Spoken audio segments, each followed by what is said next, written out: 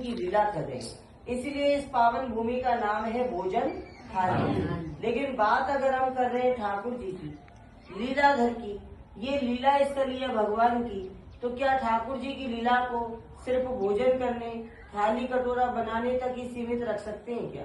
ठाकुर जी को अगर सिर्फ भोजन ही करना होता तो नंदगांव में घर है ठाकुर जी का, अपने घर आंगन में ठाकुर जी स्वयं भोजन कर लेते, थाली कटोरा बना करके पूरे ब्रह्मांड को अपनी भोजन लीला का दर्शन लाभ ठाकुर जी नंदगांव में दे देते। इतनी दूर आने का असली कारण क्या है?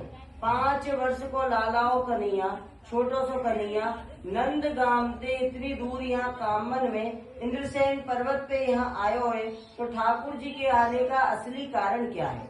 भोजन करना मात्र जरिया है। असली कारण क्या है? तो ठाकुर जी के आने का जो असली कारण है वो जुड़ा हुआ है इस शिला से।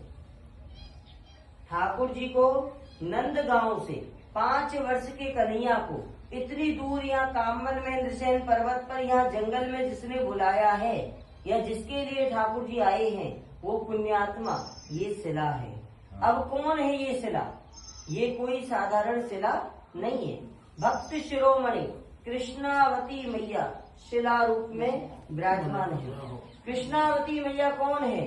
किस युग में जन्म लिया, किस वंश में जन्म लिया, माता रानी को शिला रूप कैसे मिला, माता रानी का भक्ति भाव क्या है, कैसा है, कितना ऊंचा है, जो माता रानी के भक्ति भाव को नमन करने के लिए ठाकुर जी इतनी दूर आए।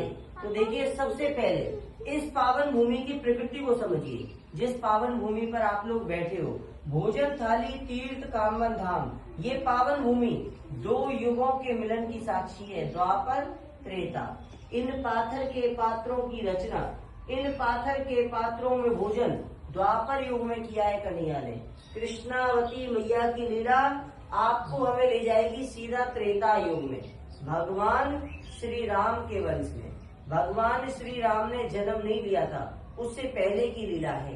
भगवान श्री राम के पिताजी श्री दशरथ जी महाराज, श्री दशरथ जी महाराज के पिताजी श्री अज महाराज, श्री अज महाराज जी से भी आगे चलिए, भगवान श्री राम के वंश में 3री 4थी पीढ़ी में अयोध्या के राजा हुए कुबलासुर, जिन्हें धुंधुमार भी कहा जाता है। उनकी सुपुत्री है भक्त शिरोमणि कृष्णावती मैया, जिनका शिला रूप में दर्शन आप कर रहे हो, हम कर रहे हैं, पूरा ब्रह्मांड कर रहे हैं। कृष्णावती मैया ने त्रेता युग में भगवान विष्णु की आराधना की, एकादशी व्रत का संकल्प लिया। एक दिन एकादशी का पावन दिन था।